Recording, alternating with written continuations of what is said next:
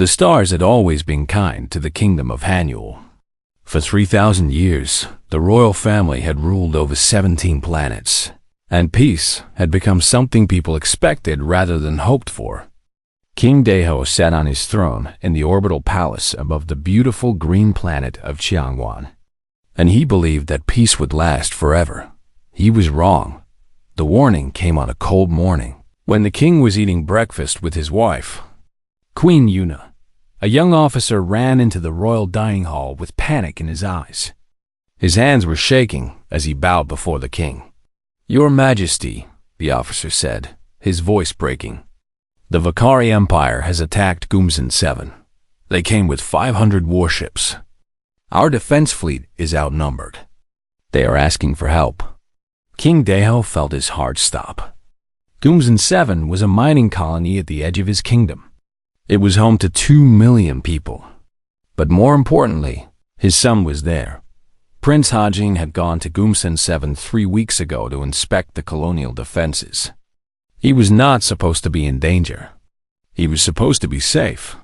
The king stood up so fast that his chair fell backward. "Get me a connection to my son's flagship, now." The officer's face became pale. "Your Majesty, we have been trying. The communications are being blocked by the Vakari fleet. We cannot reach the Morning Star." Queen Yuna grabbed her husband's arm. Her fingers were cold. "Deho," she whispered. "Our boy. Our Hajin." The king did not answer. He was already running toward the war room. The war room was a large, circular chamber filled with floating screens and holographic maps. When King Deho entered, 50 officers turned to look at him. Their faces told him everything he needed to know. The situation was bad. Very bad. "Show me," the king commanded. The main screen flickered to life. It showed the space around Gumsan 7, and what the king saw made his blood turn to ice. Hundreds of Vakari warships surrounded the small colonial defense fleet. The enemy ships were massive, black vessels covered in weapons. They looked like monsters made of metal. In the center of the royal fleet was the Morning Star, Prince Hajin's flagship. It was a beautiful ship, white and gold, the pride of the kingdom. But it was surrounded by enemies, and it was burning.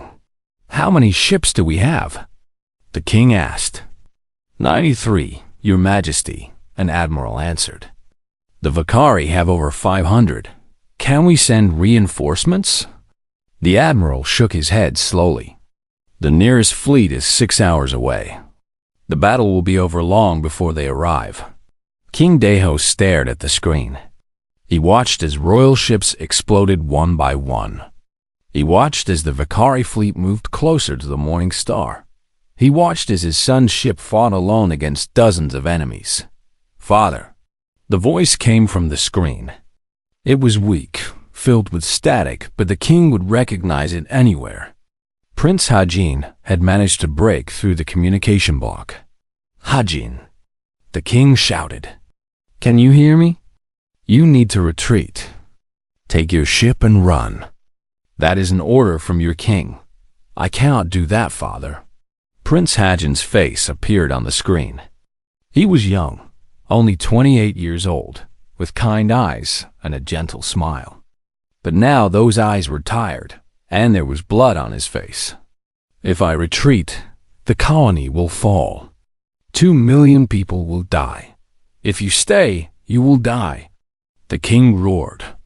Tears were forming in his eyes, but he did not care. "Please, my son. Please come home." Prince Hajin smiled sadly. "I am a prince of Haniel. I do not run while my people suffer. You taught me that, father." The screen shook. An explosion sounded somewhere on the ship. Prince Hajin looked away for a moment, giving orders to his crew.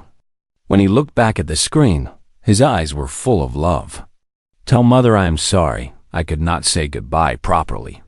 And father, I am proud to be your son. I hope I have made you proud too." "Ajin, no." The screen went white. Then it went black. The war room was silent.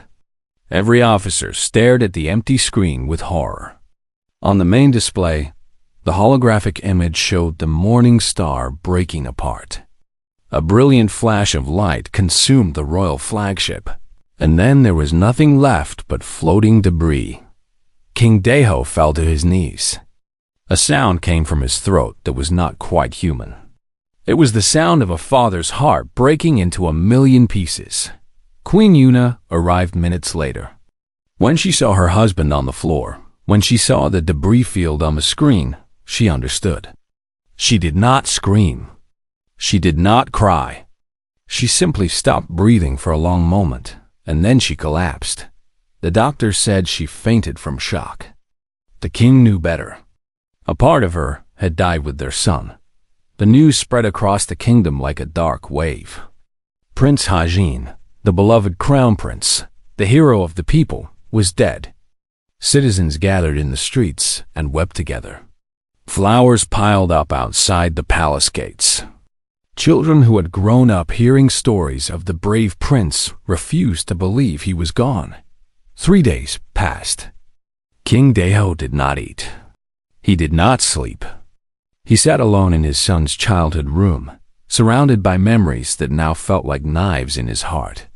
The room was exactly as Hajin had left it 20 years ago, before he grew up and became a soldier. Toys were still on the shelves. Books about space exploration sat on the desk. A small telescope pointed at the window, waiting for a boy who would never look through it again. The king held a small holographic device in his hands. He pressed the button, and a recording played. It showed Hajin as a child, maybe 5 years old, laughing and running through the palace gardens. His small voice called out, "Father, Father, come catch me." The king pressed the button again and again, watching the same moment over and over. Each time, his son's laugh cut deeper into his soul. "I should have gone with you," the king whispered to the empty room. "I should have been there. I should have protected you." But he had not been there. He had sent his only child to die while he sat safe in his palace. What kind of father did that? What kind of king? The funeral preparations began, even though there was nobody to bury. The royal priests said prayers for a prince whose ashes were scattered among the stars. Musicians composed sad songs that would be played for generations. Artists began carving statues of Hajin that would stand in every city of the kingdom. But King Deho did not care about any of it. His son was gone. His kingdom was under attack. And he had no idea how to continue living in a universe that no longer contained Prince Hajin's smile. On the third night, as the king sat alone in the darkness, an alarm began to sound throughout the palace. Red lights flashed. Guards ran through the corridors with weapons ready. A ship was approaching the orbital palace. It was small, heavily damaged, and it was not broadcasting any identification codes. By all laws of the kingdom, it should have been destroyed immediately. But something made the defense commander hesitate. Something made him decide to wait and see what this mysterious ship wanted. That decision would change the fate of the entire galaxy. The king did not know it yet, but his son was still alive. And the stranger who had saved him was about to walk into the palace and turn everything upside down. The cargo ship looked like it had been through hell and barely survived. Half of its hull was burned black. Sparks flew from broken wires that hung from its belly like wounded snakes. The engine made a terrible sound, like a dying animal taking its last breaths. It was a miracle the ship could fly at all. Palace guards surrounded the landing platform with their weapons aimed at the damaged vessel. Captain Minho, the head of palace security, stood at the front with his hand raised, ready to give the order to fire. "Unknown vessel," he shouted through his communicator. "You are in restricted royal space. Identify yourself immediately or you will be destroyed." For a long moment, nothing happened. Then, with a loud hiss, the ship's ramp began to lower. Smoke poured out from inside. The guards tensed their fingers on their triggers. a figure appeared in the smoke. It was a young woman, maybe 25 years old, wearing combat armor that was torn and covered in dried blood. Her face was dirty, her black hair was messy, and she looked like she had not slept in days. But her eyes were sharp and focused. Over her shoulder, she carried a body. Captain Minho felt his heart stop when he recognized the face of the unconscious man. It was impossible. It was impossible. It could not be real. But there was no mistake. "Hold your fire," the captain screamed. "Medical team! Get a medical team here now." The young woman walked down the ramp slowly. Her legs were shaking with exhaustion, but she refused to fall. She had carried this man across the stars, and she would not drop him now, not when she was so close. "His name is Hajin," she said, her voice rough and tired. "I think he is someone important. Please, help him." Guards rushed forward and carefully took Prince Hajin from her arms. The moment his weight left her shoulders, the young woman's legs gave out. She fell to her knees on the metal platform, breathing hard. "Who are you?" Captain Minho demanded, kneeling beside her. "How did you find the prince?" The woman looked up at him with exhausted eyes. "My name is Yunji. I am a salvage pilot from Earth. I found him floating in the wreckage of a destroyed escape pod. He was dying, so I saved him." Earth. The captain had heard of that planet, of course. Everyone had. It was a small blue world on the far edge of the galaxy, home to a young species called humans. They were not members of the Galactic Council. They had no great technology or powerful military.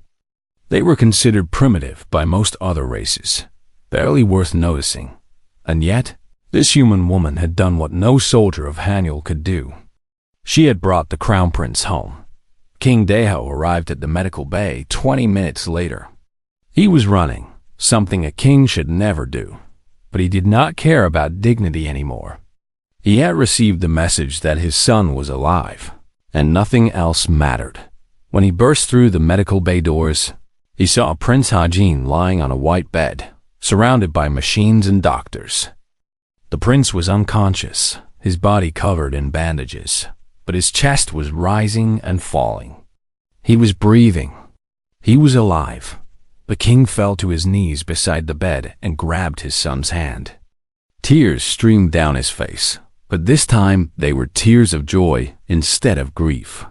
"My boy," the king whispered. "My precious boy, you came back to me." The head physician, a serious woman named Dr. Soman, approached the king carefully. "Your Majesty, the prince is in very bad condition.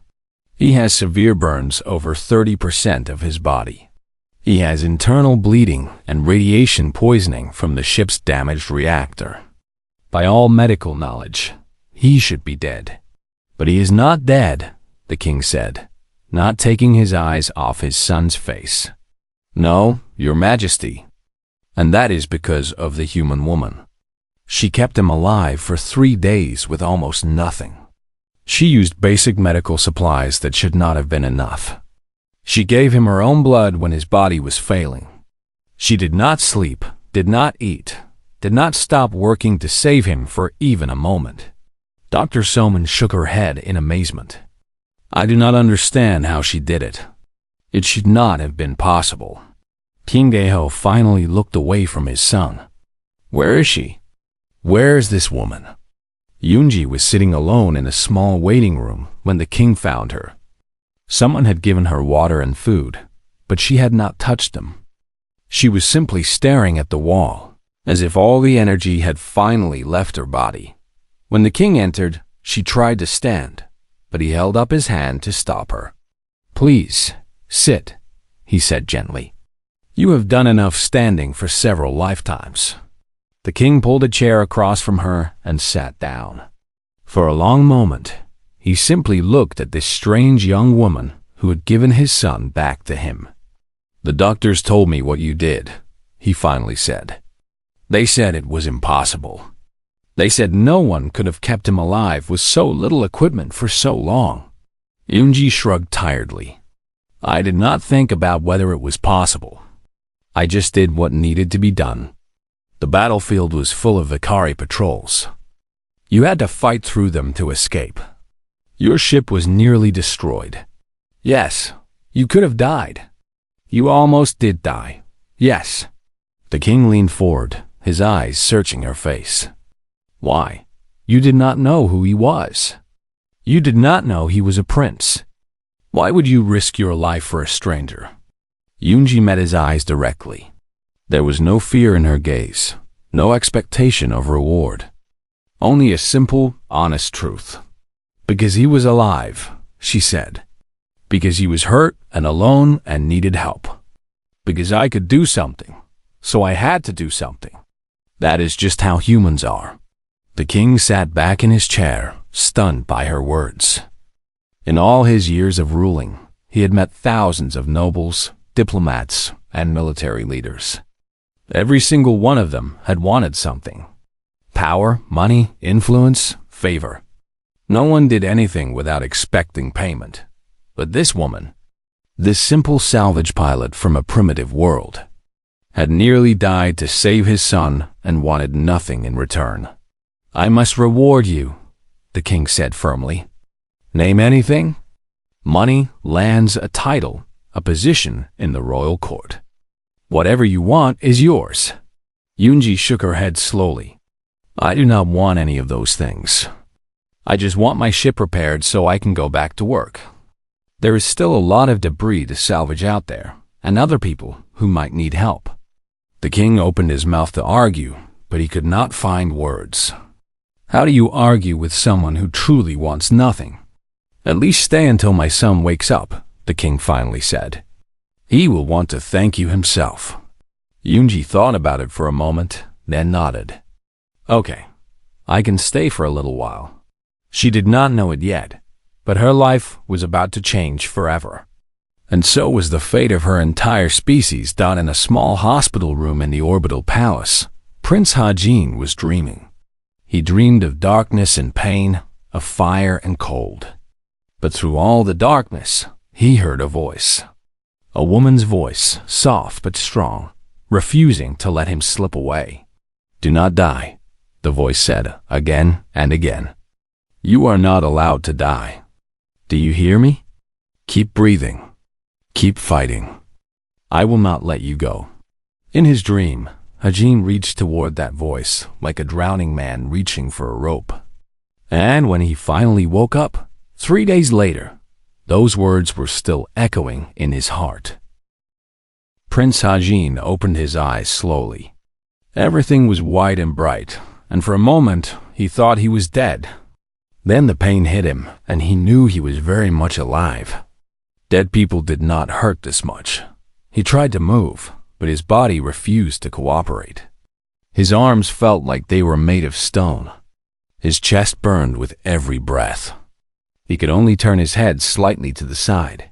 His mother was sitting beside his bed, her eyes red from crying, but her face bright with happiness. When she saw him looking at her, she let out a sound that was half laugh and half sob. Hajin, Queen Yuna whispered, taking his hand carefully. My beautiful boy, you came back to us. Mother, Hajin managed to say. His throat felt like sandpaper. What? What happened? The queen told him everything. She told him about the 3 days of mourning, about his father's grief, about the mysterious ship that arrived carrying his broken body. She told him about the human woman named Yunji, who had refused to let him die. Hajin listened in silence. He remembered pieces of it now. The explosion on his ship, the darkness of space, the cold that seeped into his bones. And through it all, a voice telling him to keep fighting. I want to meet her, Hajin said when his mother finished. Please, I need to thank her. Queen Yuna smiled and nodded. She stood up and walked to the door, speaking quietly to someone outside. A moment later, Yunji walked into the room. She looked better than she had a few days ago. Someone had given her clean clothes, and she had slept, though not enough. Dark circles still hung under her eyes. She stood awkwardly at the foot of his bed, clearly uncomfortable with the situation. She was a salvage pilot, not a noble. She did not know how to act in front of royalty. "You saved my life," Hajin said simply. "My mother told me everything. You fought through enemy ships. You gave me your blood. You did not sleep for 3 days. Why?" Yoonji shifted her weight from one foot to the other. "You were dying. I could not just leave you there. Most people would have. Most people would have run away from the Vakari patrols. Most people would have decided that one dying stranger was not worth the risk." Yoonji met his eyes directly. "Then most people are wrong. A life is a life. It does not matter if you are a prince or a beggar.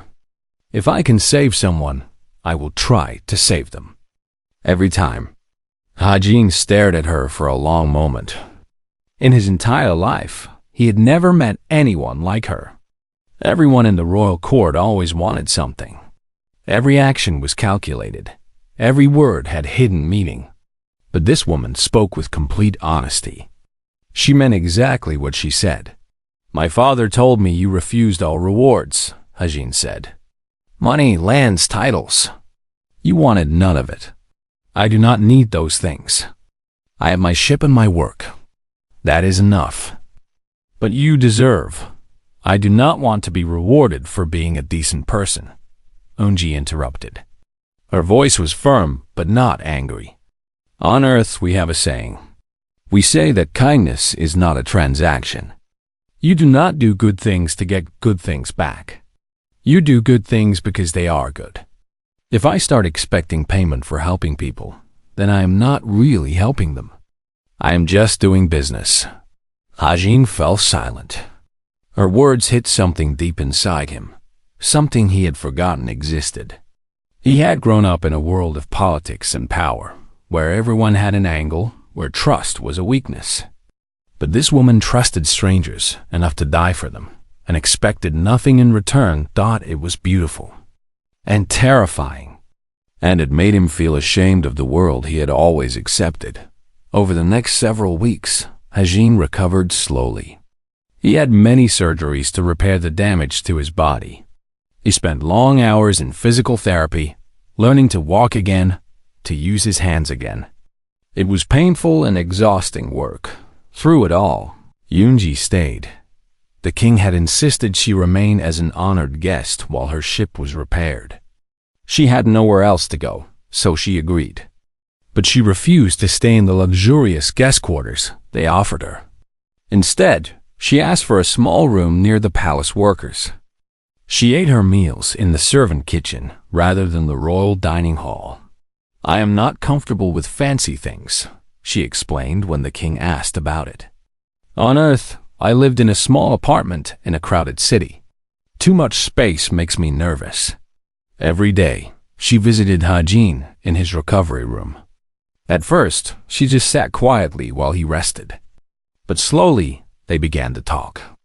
She told him about Earth, about her life as a salvage pilot, about the debris fields she explored looking for valuable materials. "It is dangerous work," she admitted. "Old ships have unstable reactors. Debris can shift and crush you. Pirates sometimes try to steal what you find. But I like it. Every day is different. And sometimes you find something amazing floating in the darkness. Like a dying prince?" Hajin asked with a small smile. Yoonji laughed. It was the first time he had heard her laugh, and the sound was warm and real. "Yes, like a dying prince. You were definitely the strangest thing I have ever salvaged." Hajin laughed too, and it hurt his healing ribs, but he did not care. He could not remember the last time he had laughed with someone who was not trying to gain his favor. As the weeks passed, the royal court whispered about the human woman who had captured the prince's attention. Some nobles were outraged. How dare this primitive creature spend so much time with the crown prince? She was beneath him. She was not fit to breathe the same air as royalty. Others were simply confused. What could the prince possibly see in this plain, simple woman with no family name, no wealth, no power. It made no sense, but Hajin did not care about their whispers.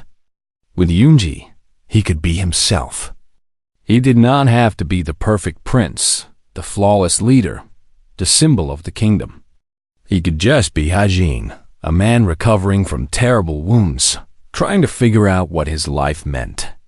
"Tell me about humanity," he said one afternoon. "Not just about you, about your entire species. Why are humans the way you are?" Yunji thought about the question for a while before answering. "We have a difficult history. For most of our existence, we fought each other. Wars over land, over resources, over ideas. We nearly destroyed our own planet with our fighting. Then how did you survive? By learning that we are stronger together than apart. By realizing that helping others helps ourselves. By understanding that kindness is not weakness, it is wisdom." Yunji looked out the window at the stars. "We are not the smartest species in the galaxy. We are not the strongest or the oldest. But we have learned how to endure. No matter what the universe throws at us, we refuse to give up. We call it being human." Hajin absorbed her words in silence. Outside the window, he could see the lights of distant ships. The Valkyrie Empire was still out there, still threatening his kingdom. The war was not over. It had barely begun, but for the first time since the battle, Hajin felt something other than fear and despair. He felt hope. If humans could survive their own nature and become something beautiful, maybe his kingdom could survive this war too. Maybe the secret was not better weapons or stronger ships. Maybe the secret was learning to be more like Yunji, more human. The war was going badly. Every day brought new reports of defeat and destruction. The Valkyrie Empire had taken 3 more systems since the Battle of Gumzan 7. Their fleet was growing stronger while the kingdom of Hanyul grew weaker. Military commanders spoke of surrender in hushed voices when they thought no one was listening. King Daeho stood in the war room, staring at the holographic map that showed his shrinking kingdom. Red dots marked Valkyrie positions. Blue dots marked his own forces. There were far too many red dots and not enough blue ones. "We cannot win a direct battle," Admiral Yonsu said grimly. "Our fleet is at 40% strength. The enemy has 5 times our numbers.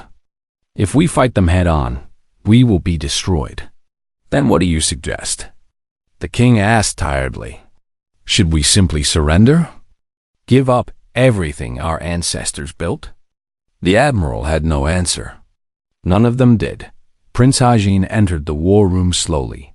He was walking now, though he still used a cane for support. His body had healed, but he would carry scars from the battle for the rest of his life. Some of those scars were visible on his skin. Others were hidden deeper, in his heart and mind. "Father," Hajin said, bowing his head respectfully, "I have an idea. A way to win this war." The king looked at his son with exhausted eyes. "What idea could possibly help us now?" "We need allies. Not from the Galactic Council. They have already refused to interfere. We need allies from somewhere else. Somewhere unexpected." Admiral Yongsu frowned. "Where would we find such allies?" "Every major power has declared neutrality. They are waiting to see who wins before choosing a side." Hajin took a deep breath. "Earth, we should ask the humans for help." Silence fell over the war room. The military officers exchanged confused looks. Some of them thought the prince was joking. Some thought his injuries had damaged his mind. "Humans?" Admiral Yongsu said slowly. "Your Highness, with great respect, humans are primitives. They have no warships, no advanced weapons, no military training. What could they possibly offer us?" "Something we have lost," Hajin replied. "Hope, determination, the will to fight even when victory seems impossible." He told them about Yunji. He told them what she had done, how she had saved him with nothing but basic supplies and stubborn refusal to accept defeat. He told him what she had taught him about humanity, about their history of survival against all odds. Humans do not know how to give up, Hajin said. They have faced extinction many times, and they always survived. Not because they were stronger than their enemies, but because they simply refused to die. That is what we need right now. Not just ships and weapons. We need the spirit to keep fighting. King Deho studied his son's face. There was something different about Hajin now, something that had not been there before the battle. A fire in his eyes, a certainty in his voice. He had changed, and the king suspected he knew why. You truly believe humans can help us? The king asked. I believe we have nothing to lose by asking. And I believe that Yunji is not unique among her people. If one human could do what she did, imagine what many of them could do together. The king thought about it for a long moment. Then he nodded slowly. Very well. We will try your plan. But how do we contact Earth? We have no diplomatic relations with them. They might not even answer our call. Hajin smiled slightly. I know someone who can help with that. Yunji was in the palace garden when Hajin found her. She was sitting on a bench, looking up at the stars with a distant expression. When she heard his footsteps, she turned and smiled. You are walking better today, she said. I am. The doctors say I might be able to throw away this cane soon. Hajin sat down beside her on the bench. I need to ask you something. A favor. You do not owe me any favors. I have told you this many times. This is not about debt. This is about saving my kingdom. Hajin explained his plan, his idea to reach out to humanity for help. He told her about the hopeless war, the overwhelming enemy, the certain defeat that awaited them. We cannot win alone, he admitted. But maybe with help, with the right kind of help, we have a chance. Yunji listened quietly. When he finished, she was silent for a long time, looking up at the stars again. You want me to ask my people to come fight your war, she said finally. A war that is not their problem. Against an enemy they have never met. Yes, many of them will die. Humans die very easily compared to other species. We are fragile. I know. And I know I have no right to ask. But I am asking anyway. Not as a prince, not as someone you saved. I am asking as a friend who needs help. Yunji turned to look at him. Her eyes were serious, searching his face for something. Whatever she found there seemed to satisfy her. Okay, she said simply. I will send a message. The message was short. Yunji recorded it in her small repaired ship, speaking directly into the camera with her honest, straightforward voice. This is Yunji, salvage pilot from Earth. Registration number 7749. I am calling all humans who can hear this. I have found people who need our help. They are fighting a war they cannot win alone. They did not ask for this war. They are not soldiers or warriors. They are just people trying to protect their homes and families. I am staying to help them. If any of you want to join me, come to these coordinates. If you cannot come, I understand. But I had to ask, because that is what humans do. We help. She sent the message on every frequency, to every human settlement and ship in the galaxy. Then she sat back and waited. The first responses came within hours. Other salvage pilots who knew Yunji, who had worked alongside her in the debris fields. They sent simple messages saying they were coming. Then came messages from merchant ships, transport vessels, mining crews.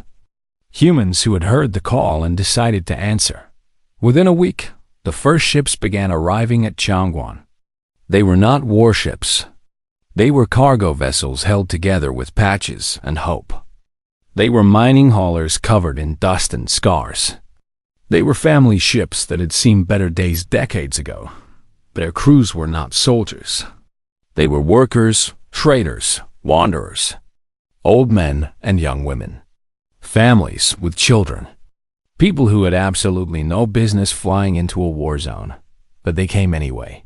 King Deho stood on the observation deck of his palace, watching the human ships arrive. There were hundreds of them now, and more coming every day. A fleet of broken-down civilian vessels, crewed by primitive humans from a backwater world. "They are insane," Admiral Yong-Su muttered beside him. "They are going to get themselves killed." "Perhaps," the king replied quietly. "But they came. No one asked them to. No one promised them anything. They simply heard that someone needed help, and they came." He thought about what Yoonji had said about kindness not being a transaction. He thought about humans helping strangers because it was right, not because they expected reward. Maybe that was exactly the kind of insanity his kingdom needed right now. Hajin stood at the landing platform as another human ship touched down. Yoonji was beside him, her hand resting gently on his arm. She had not left his side since the first ships arrived. "Are you ready for this?" she asked. Hajin watched as the ship's ramp lowered and a family of 5 stepped out, looking around with wonder at the alien world they had traveled so far to help defend. "No," he admitted, "but I am going to do it anyway." Yoonji smiled. "Now you are starting to sound like a human." The Vakari High Commander looked at the sensor readings and laughed. His massive warship, the Conqueror of Worlds, floated at the edge of the Gumsan 7 system, surrounded by 500 vessels of death. Behind him, his officers laughed too. "This is their great counterattack?" the commander said, his sharp teeth showing in an ugly smile. "A collection of garbage ships crewed by primitives? The kingdom of Hanyul has truly lost its mind." The sensor display showed the approaching enemy fleet. There were nearly 400 ships, but calling them warships would be generous. Most of them were civilian vessels with weapons strapped to their hulls. They were slow, poorly armed, and had no business being in a battle. "Destroy them all," the commander ordered lazily. "Make it quick. We have a planet to conquer." The Vakari fleet moved forward confidently, weapons charging. This would not be a battle. It would be an execution. They were wrong. The first sign that something was different came when a small human cargo ship flew directly into the largest Vakari battleship. It did not fire weapons. It did not try to dodge. It simply aimed itself at the enemy vessel and pushed its engines to maximum power. The cargo ship hit the battleship's shield at incredible speed. The shield held, but just barely. Warning lights flashed across the Vakari bridge. Before they could recover, 3 more human ships did the same thing, hitting the same shield from different angles. The shield collapsed. The battleship's hull was exposed. And then a swarm of tiny human vessels poured through the gap, cutting into the enemy ship with mining lasers and welding torches. "What are they doing?" the Vakari commander screamed. "This is not combat. This is suicide." But it was working. Prince Hajin commanded the combined fleet from his new flagship, the Rising Dawn. Beside him stood Yoonji, now wearing the armor of a Hanyul royal guard. She had tried to refuse the position, but Hajin had insisted. He wanted her at his side when the battle came. "The humans are breaking through their formation," a tactical officer reported. They are boarding enemy ships." Hajin watched the battle display with amazement. Human crews were cutting holes in Vakari hulls and climbing inside. They were fighting hand-to-hand in the corridors, using tools as weapons. They were dying by the dozens, but they kept coming. "This is insane," the officer whispered. "No," Hajin replied softly. "This is human." The battle lasted 18 hours. It was the strangest, most terrifying, most beautiful thing Hajin had ever seen. Human engineers turned their mining ships into battering rams. Human medics performed surgery in the middle of firefights, keeping their friends alive long enough to keep fighting. Human families defended each other with the desperate fury of people protecting their loved ones. When their ships were destroyed, They did not retreat. They put on spacesuits and floated to other ships, continuing the fight. When they ran out of ammunition, they used their fists. When they were injured, they bandaged themselves and returned to battle. They did not fight with strategy or discipline. They fought with something older and more powerful. They fought with stubborn, unreasonable, beautiful human determination. The Vakari had never faced anything like it. Their military training had not prepared them for enemies who simply refused to accept defeat. Every time they killed a human, two more seemed to appear. Every time they destroyed a ship, another one took its place. Retreat. The Vakari commander finally screamed after 12 hours of chaos. All ships retreat.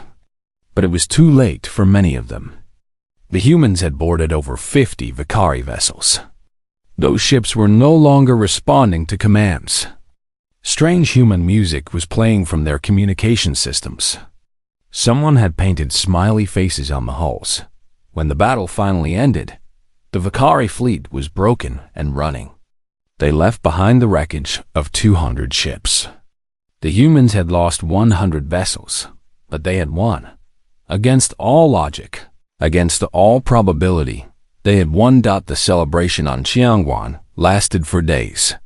Humans and citizens of Hanyul danced together in the streets. Food and drink flowed freely. Music played from every corner of every city. People who had been strangers yesterday were now brothers and sisters in victory. King Deho stood before the Galactic Council, broadcasting his message to every corner of civilized space. His voice was strong, his eyes were clear, and his heart was full of something he had not felt in a long time: pride. For 3,000 years, the kingdom of Hanyul has stood alone. We have asked for nothing from the galaxy, and we expected nothing in return. When the Vakari attacked us, when they burned our colonies and killed our people, we called for help. The great powers of the galaxy turned away. The Galactic Council declared neutrality. We were alone. He paused, letting his words sink in. But we were not alone. When all seemed lost, help came from the most unexpected place. A small blue planet called Earth sent its children to fight beside us. They were not soldiers. They had no great weapons or advanced technology. They were just ordinary people who heard that strangers needed help and decided to come. The king's voice grew stronger. They did not ask what they would receive in return. They did not negotiate treaties or demand payment. They simply came because it was right. And because of them, because of their courage and sacrifice and stubborn human spirit, we are still standing. He looked directly into the camera. His words meant for every human watching across the galaxy. To the people of Earth, I say this: you are no longer primitives in the eyes of the kingdom of Hanyul. You are not strangers or outsiders. You are our friends. You are our allies. You are family. And as long as this kingdom exists, you will always have a home among the stars. 1 year after the Battle of Gumsan 7, Prince Hajin and Yunji were married in the orbital palace above Xiangwan. It was the largest celebration in the history of the kingdom. Yunji wore a traditional Hanyul royal wedding dress, though she had insisted on modifying it so she could actually move. Hajin stood beside her in his finest prince clothing, but he could not stop smiling like an ordinary man in love. "Are you sure about this?" Yunji whispered as they stood before the royal priest. "Once you marry me, you will be stuck with a stubborn human forever." Hajin took her hand gently. "I am counting on it. I have seen what human stubbornness can do. I cannot imagine anything more wonderful than spending my life with that." Queen Yuna cried happy tears throughout the ceremony. King Deho watched his son with pride and peace in his heart. The war was not over. The Vakari Empire would return someday, but that was a problem for another day. Today was for Joy Dad. Among the wedding guests were hundreds of humans who had chosen to stay in the kingdom. Some had found jobs. Some had fallen in love with locals. Some simply decided they liked it here better than anywhere else. Earth had not lost its children, and it spread them across the stars like seeds. And now those seeds were growing into something beautiful. After the ceremony, as the celebration continued around them, Hajin and Yunji stood on a balcony looking out at the stars. The universe was vast and dangerous, full of empires and threats and endless darkness. But it was also full of possibility. Do you ever regret it? Hajin asked wildly. Stopping to save a dying stranger that day? You could have kept flying. Your life would be simple. And Ji leaned her head against his shoulder. My life was simple before. Now it is complicated and strange and full of politics I do not understand. But it is also full of love and meaning and purpose. She smiled up at him. I would make the same choice 1,000 times. Hajin kissed her gently. In the distance, fireworks lit up the sky in celebration of their union. The first marriage between human and Hanyul royalty. The beginning of a new era. Across the galaxy, news of the wedding spread. Other species began to look at humans differently. These were not primitives to be ignored. These were people who had stood against an empire and won. People who loved fiercely and fought stubbornly and refused to abandon those in need. A new saying spread through the galaxy, passed from world to world until everyone had heard it. When all hope is lost, call the humans. They do not know how to give up. And somewhere on a small blue planet called Earth, people looked up at the stars and smiled. Their children were out there, among the infinite darkness, being exactly what humans had always been. Stubborn, kind, impossible, human. The stars had never looked so bright.